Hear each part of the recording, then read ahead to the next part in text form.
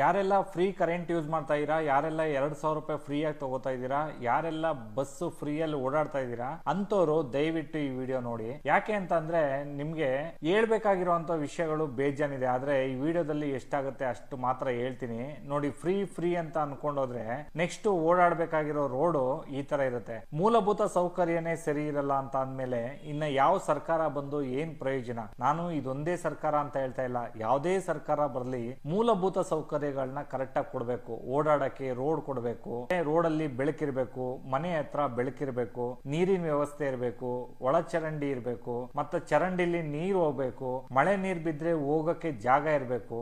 ಈ ತರ ಕೆಲಸ ಮಾಡುವಂತ ಒಂದು ಸರ್ಕಾರ ಬಂದ್ರೆ ನೀವು ಏನ್ ಬೇಕಾದ್ರೂ ಮಾಡಿ ಪರವಾಗಿಲ್ಲ. ಆದ್ರೆ ರಾತ್ರಿ ಹೊತ್ತು ತೋರಿಸಿರೋ ಬಾವಿಗೆ ಹಗಲೊತ್ತು ಬೀಳ್ತಾರೆ ಅಂತ ಹೇಳ್ತಾರಲ್ಲ ನೋಡಿ, ಇದೇನೆ ಇಷ್ಟು ವರ್ಷದಿಂದ ಮಾಡದೇ ಇರುವಂತ ಕೆಲಸ ಇವಾಗ ನಿಮ್ಗೆ ಫ್ರೀ ಕೊಟ್ಬಿಟ್ಟು ಎಲ್ಲಿಂದ ಕೆಲಸ ಮಾಡಕ್ಕಾಗತ್ತೆ? ಅವ್ರು ತಾನೇ ಅವ್ರ ಮನೆಯಿಂದ ಬಜೆಟ್ ತಗೊಂಡ್ಬರ್ತಾರ? ನೀವು ಲೆಕ್ಕ ಹಾಕೊಳ್ಳಿ, ಪ್ರತಿ ವರ್ಷನೂ ಅವರು ಅನೌನ್ಸ್ಮೆಂಟ್ ಮಾಡ್ಬೇಕಾದ್ರೆ ಅವ್ರದ್ದು ಇನ್ಕಮ್ ನ ತೋರಿಸ್ತಾರಲ್ಲ, 5-5 ವರ್ಷಕ್ಕೂ ಇನ್ಕಮ್ ಜಾಸ್ತಿ ಆಗ್ತಾ ಇರತ್ತೆ ಹೊರತು ಇನ್ಕಮ್ ಕಡಿಮೆ ಆಗುತ್ತಾ? ಅವರು ಇದನ್ನೆಲ್ಲ ಹೇಳಿ ದುಡ್ಡು ಮಾಡ್ಕೊಳಕ್ಕೆ ಒಂದು ರೂಟ್ ಮಾಡ್ಕೊಂಡು ನಿಮ್ಗೆ ಫ್ರೀ ಅನ್ಕೊಂಡು ನಿಮ್ನ ಬಕ್ರಾ ಮಾಡ್ಕೊಂಡು ಓಟ್ ನ ಗೀಟಿಸ್ಕೊಂಡು ಆಡಳಿತದಲ್ಲಿ ಕೂತ್ಕೊಂಡ್ರು. ನಾವೆಲ್ಲ ಈ ರೋಡ್ ಗಳಲ್ಲಿ ಓಡಾಡ್ಕೊಂಡು ಒಂದ್ ತಿಂಗಳು ಈ ರೋಡಲ್ಲಿ ಓಡಾಡಿದ್ರೆ ಸಾಕು, ನೆಕ್ಸ್ಟ್ ತಿಂಗಳು ಗಾಡಿ ಸರ್ವಿಸ್ ಕೊಡ್ಬೇಕು.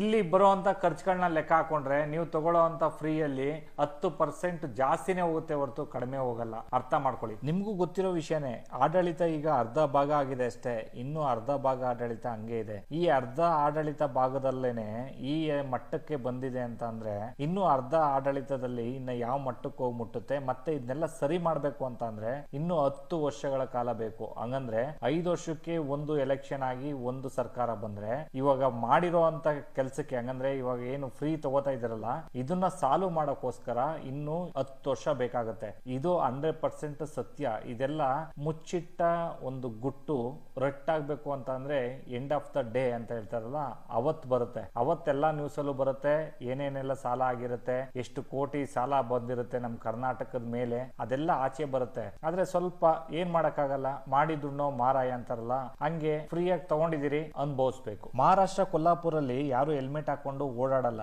ಅಲ್ಲಿ ಪೊಲೀಸರು ಕೂಡ ಫೈನ್ ಹಾಕಲ್ಲ ಹೆಲ್ಮೆಟ್ ಹಾಕಿಲ್ಲ ಅಂತ, ಕೇಳೋದು ಇಲ್ಲ. ಯಾಕೆ ಅಂತಂದ್ರೆ ಅಲ್ಲಿ ಜನ ಒಗ್ಗಟ್ಟಾಗಿ ನಿಂತ್ಕೊಂಡು ನೀವು ರೋಡ್ ರೆಡಿ ಮಾಡಿಸಿ ಆಮೇಲೆ ಹೆಲ್ಮೆಟ್ ಹಾಕೋತೀವಿ ಅಂತ ಹೇಳಿ ಯಾರು ಹೆಲ್ಮೆಟ್ ಯೂಸ್ ಮಾಡ್ತಾ ಇಲ್ಲ. ಬೇಕಾದ್ರೆ ಹೋಗಿ ನೋಡ್ಕೊಂಬನ್ನಿ ನನ್ನ ಮಾತು ಸುಳ್ಳಾದ್ರೆ. ಅದೇ ಜನಗಳ ಒಂದು ಒಗ್ಗಟ್ಟು ಅಂತ ಹೇಳೋದು. ಒಗ್ಗಟ್ಟಾಗಿದ್ರೆ ಯಾವ ಸರ್ಕಾರಕ್ಕೆ ಬೇಕಾದ್ರೂ ಪ್ರಶ್ನೆ ಕೇಳ್ಬೋದು. ಇಲ್ಲಿ ನೀವು ಫ್ರೀಯಾಗಿ ಎಲ್ಲಾನು ತಗೊಂಡ್ರೆ ಯಾವ ಸರ್ಕಾರಕ್ಕೆ ಅಂತ ಹೋಗಿ ಪ್ರಶ್ನೆ ಮಾಡ್ತೀರಾ? ಪ್ರಶ್ನೆ ಮಾಡಿದ್ರು ಕೂಡ ನಿಮ್ಗೆಲ್ಲ ಫ್ರೀ ಕೊಟ್ಟಿದೀವಲ್ಲ ಅಂತ ಹೇಳಿ ರೀಸನ್ ನ ನಿಮ್ ಬಾಯಿ ಮುಚ್ಚಿಸ್ತಾರೆ ಹೊರತು ನಿಮ್ಗೆ ಪ್ರಾಬ್ಲಮ್ ಆಗಿರೋದನ್ನ ಕ್ಲಿಯರ್ ಮಾಡಲ್ಲ. ಅದಕ್ಕೋಸ್ಕರನೇ ಹೇಳೋದು, ವೋಟ್ ಟೈಮ್ ಅಲ್ಲಿ ನಿಮ್ಮನ್ನ